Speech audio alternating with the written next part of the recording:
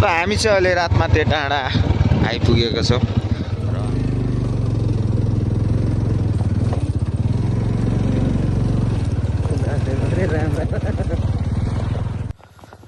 Hello साथीहरू, के छ तपाईँहरूको खबर? आयो सबैजना सन्चै हुनुहुन्छ होला र म पनि एकदम ठिक छु। र आजको दिन हाम्रो यात्रा ओखलढुङ्गासम्म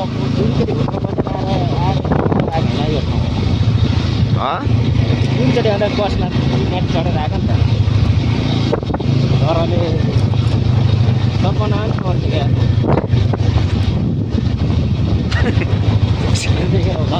पर्छ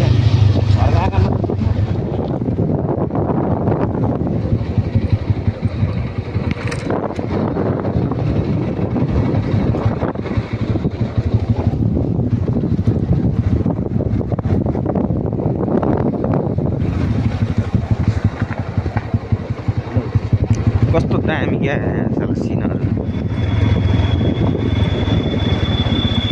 झिलिक झिलिक हानिदिँदैछ। गाडीलाई दियो कि हामीलाई दिएको एकछिन खतरा झल्झलक झलिक दिँदैछ उकालोमा।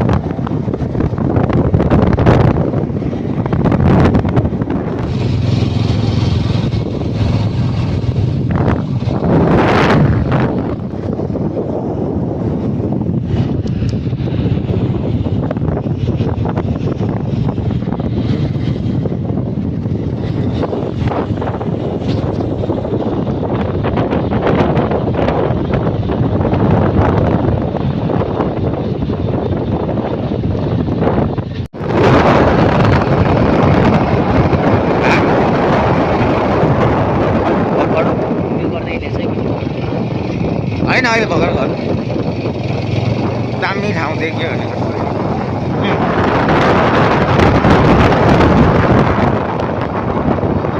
कहाँको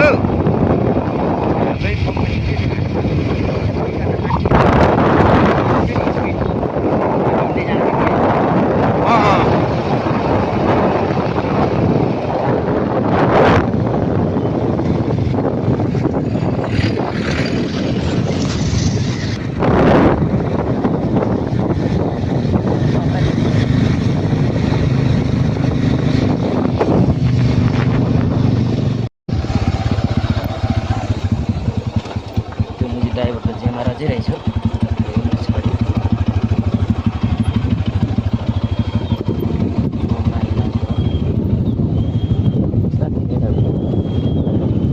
मैले म त दामी दिएर बाटो लगाएको थिएँ, त्यहाँबाट रिपेयरै गरेको थिएँ। ल गाइज, हाम्रो चाहिँ यहाँनिर पहिरो झरेर एकदम डेन्जर बाटो भइरहेछ होइन। त्यही पनि यहाँनिर हामी निरन्तर यात्रामा छौँ अहिलेसम्म चाहिँ। अहिलेसम्म पुगेको छैन। हामी बिहान 4 बजे राति उठेदेखि अहिलेसम्म हिँडिरहेको हो। त देख्न सक्नुहुन्छ बाटो बिग्रेर एकदम खत्तम भएर यहाँनिर भाइले जबरजस्ती बाइक लाँदैछ। यता हेर भाइ, हाम्रो राइडर भाइ डाक्टर फरेन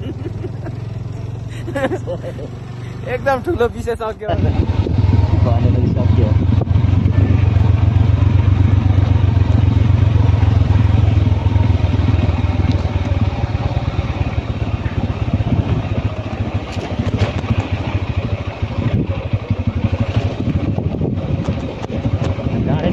भनेर सम्म गर्नु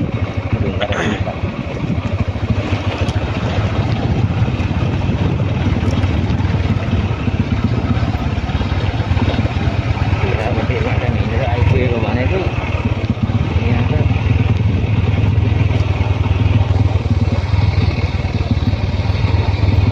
यो जङ्गल कटे पछाडि घर पछाडि देखिन्छ।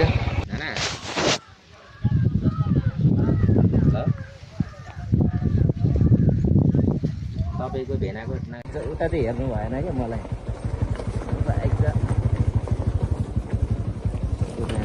यस्तो भिड छ र भिड छेउमा चाहिँ फेरि बरु भित्तामा ह्यान्डल ठोकिँदै हिँड्ने हो होइन छेउमा त लानु नै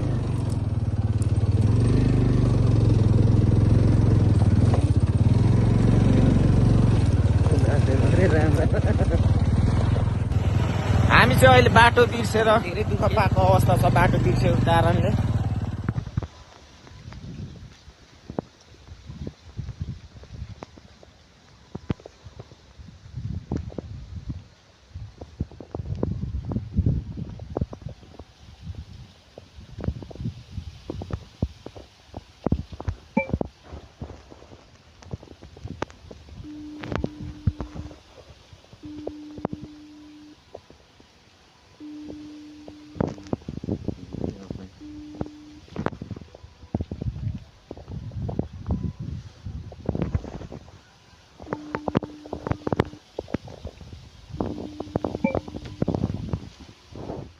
केजी भयो क्या यार अहिले पनि आएको 80 पुगिसकेको भयो अब कत्रो मोटा आएर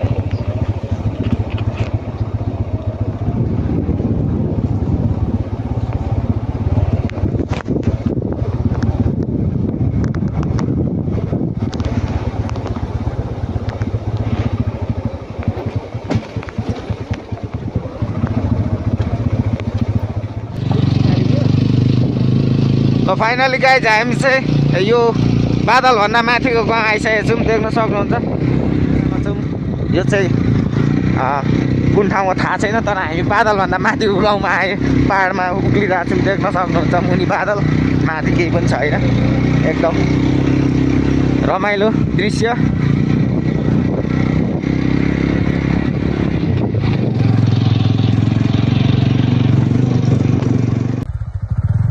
यो चाहिँ अहिले चाहिँ हामी ओखलढुङ्गाको याक्सो भन्ने गाउँ जाँदैछौँ र हामीलाई जानुपर्ने त्यो गाउँ हो देख्न सक्नुहुन्छ यो गाउँ अनि अहिले बाटोको अवस्था एकदम नाजुक छ त्यही पनि भाइले जबरजस्ती बाइक चाहिँ लानु निरन्तर लगिरहेको छ एकदम डेन्जर बाटो छ र